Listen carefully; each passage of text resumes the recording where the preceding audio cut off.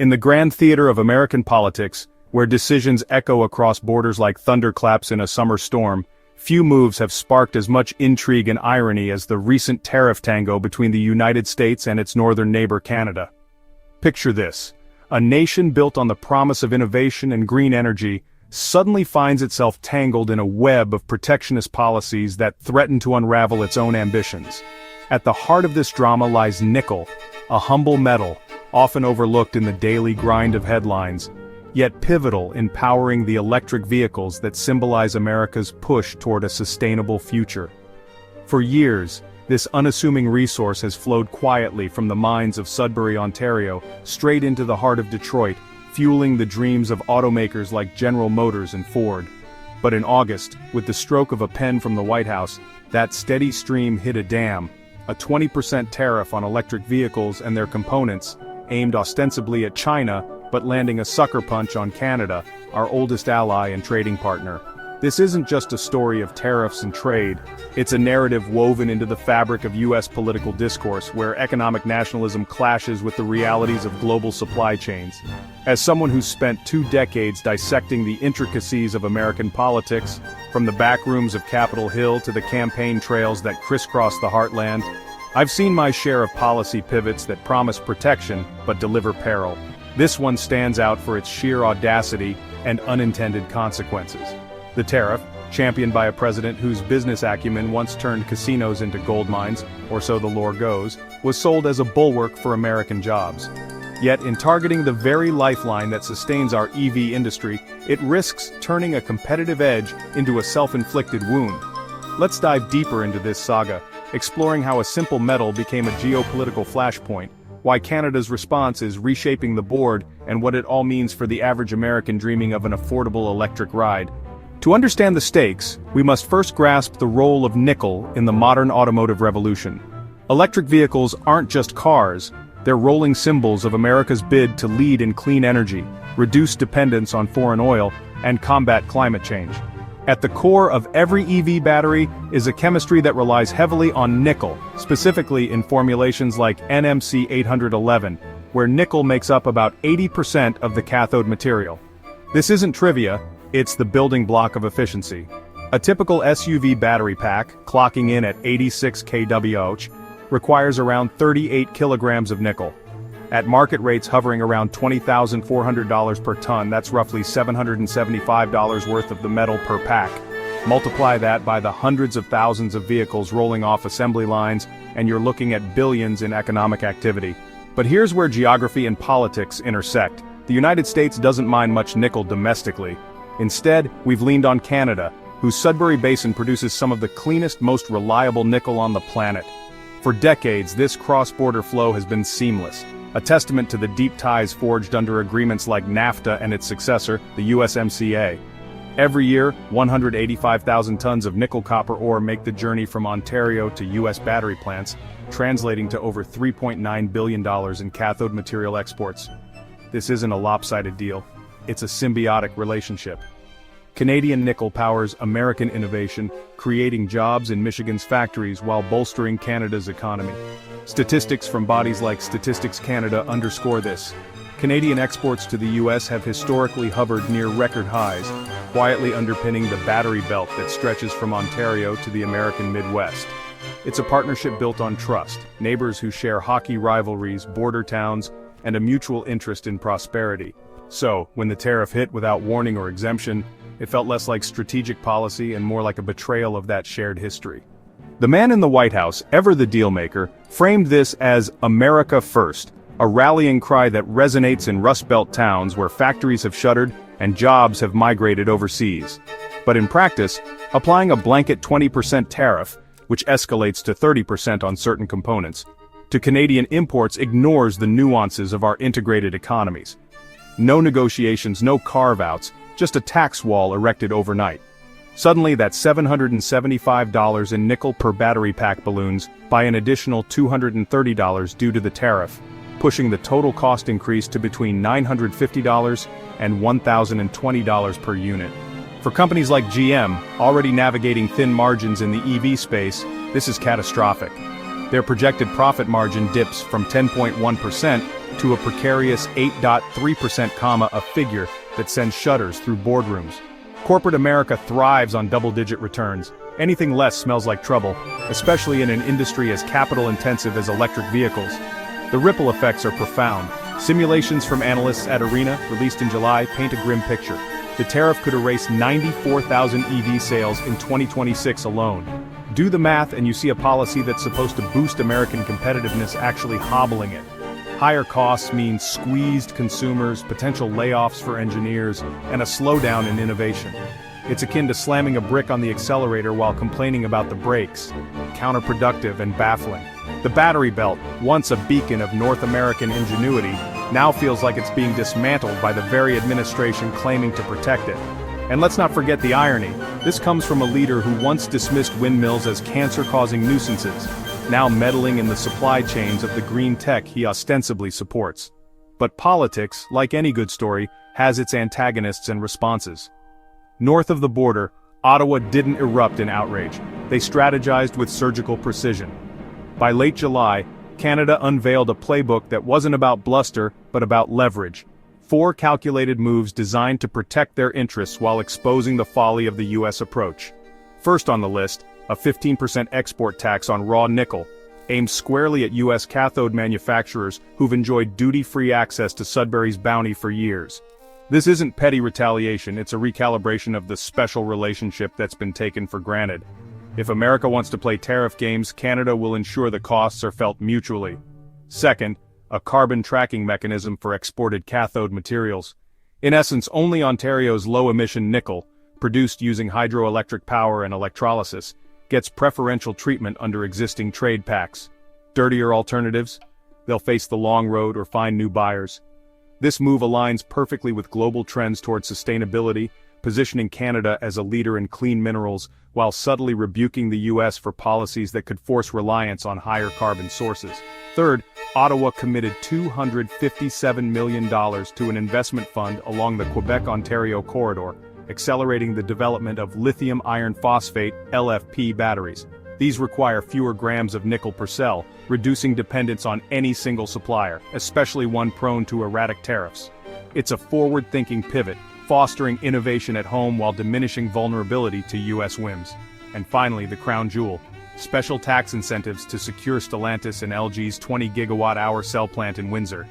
This isn't just about jobs. It's about anchoring high-tech manufacturing in Canada, ensuring that if the US falters, Canada thrives. According to memos from the Canadian Expenditure Office dated July 28, these measures could redirect over $1.8 billion in export value from US buyers to partners like South Korea and the European Union by 2027. Mark Carney, the former Bank of Canada governor and a voice of measured authority, didn't need to rant on social media. Behind closed doors, his message was clear. Nickel and cobalt are Canada's diamonds, and they won't hesitate to wield their tax card. Suddenly, the White House found itself in an uncomfortable silence, realizing that choking a lifeline invites retaliation, with interest. This isn't mere posturing, the numbers bear it out. In the first half of 2025, Canada's nickel sulfate exports surged by 23%, but the US market share plummeted as South Korea and Germany filled the void. While Washington erected tariff barriers reminiscent of the protectionist 1930s, allies forged new paths. Ontario's nickel, the cleanest in the Western Hemisphere with emissions of just 4.2 tons of CO2 per ton of metal, is now en route to Hamburg and Seoul. What does that leave for American EV makers? A precarious dependence on laterite nickel from Indonesia and the Philippines. Cheaper, yes, but dirtier, with a carbon footprint of about 36 tons of CO2 per ton, nearly 9 times higher.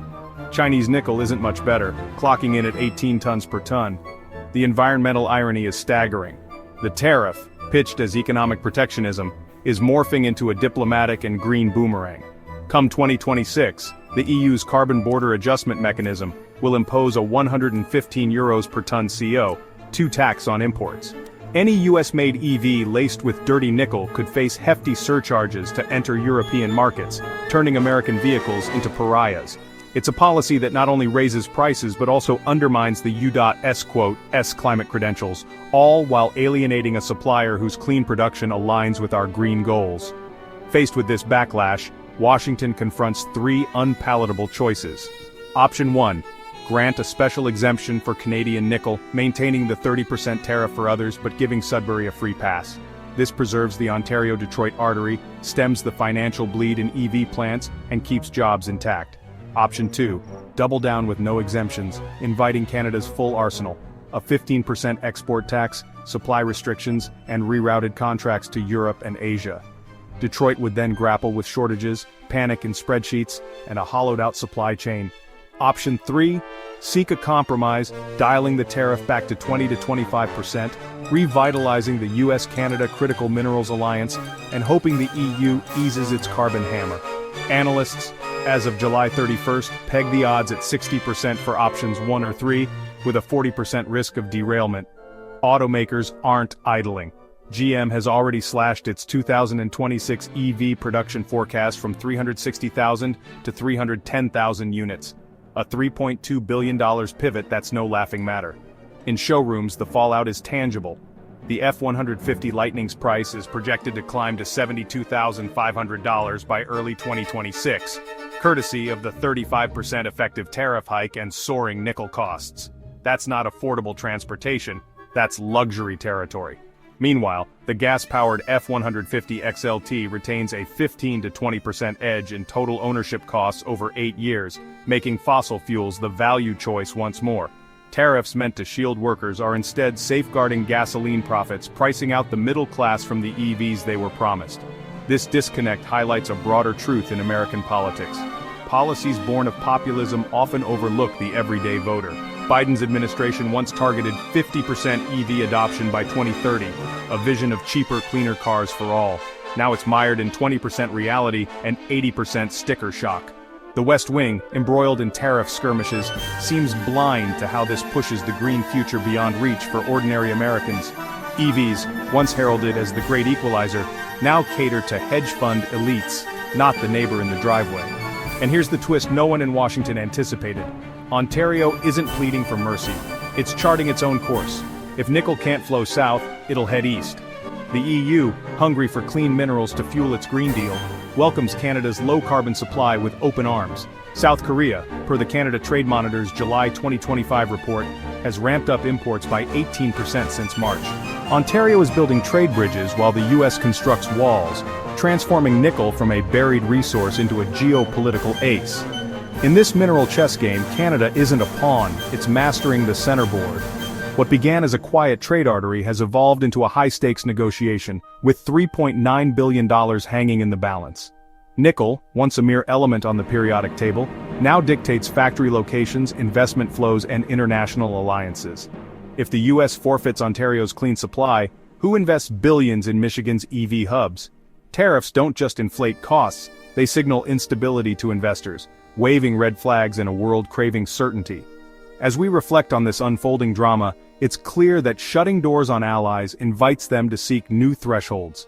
Canada isn't losing leverage, it's discovering independence.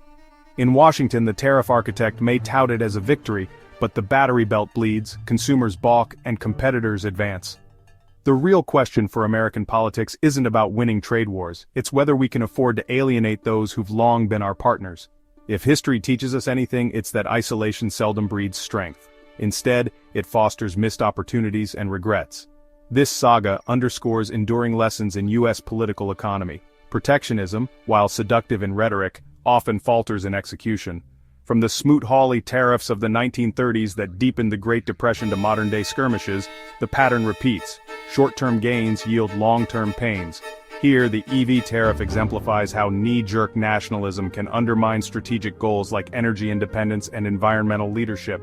By taxing Canadian nickel, we're not just raising prices, we're ceding ground in the global race for sustainable tech. Consider the human element too. In towns like Sudbury, miners who've toiled for generations now see their output diverted overseas, not out of spite but necessity. In Detroit, assembly line workers face uncertainty as production forecasts dip. These aren't abstract statistics, they're families planning mortgages, educations, retirements. Politics at its best uplifts these stories, at its worst, it disrupts them. The current administration's approach risks the latter, prioritizing ideological wins over pragmatic alliances. Looking ahead, the path forward demands nuance, a blend of firmness against true adversaries like China, with flexibility toward friends like Canada. Reviving the Critical Minerals Alliance could be a start, ensuring secure, clean supplies while fostering joint innovation. Imagine a North American battery powerhouse, immune to external disruptions, driving down costs and accelerating adoption. But achieving that requires humility, a commodity sometimes scarce in Washington. For consumers, the implications are immediate and personal. That dreamed-of electric truck, promising lower fuel bills and a lighter environmental footprint, slips further away as prices soar. Middle-class families, the backbone of American democracy, find themselves sidelined in the green transition. It's a poignant reminder that policy isn't just about boardrooms and briefs, it's about driveways and daily lives. In the end, this nickel narrative is more than a trade spat. It's a mirror reflecting America's political choices. Do we build walls or bridges, isolate or collaborate? The answers will shape not just our economy but our place in a world increasingly defined by clean energy alliances. As Canada pivots eastward, the US must decide if it's content to watch from the sidelines or reclaim its role as a collaborative leader. What do you think? Will exemptions prevail, or are we headed for harder times? Drop your thoughts below, and subscribe for more dives into the pulses of American politics, where the stakes are high, the insights sharp, and the stories unending.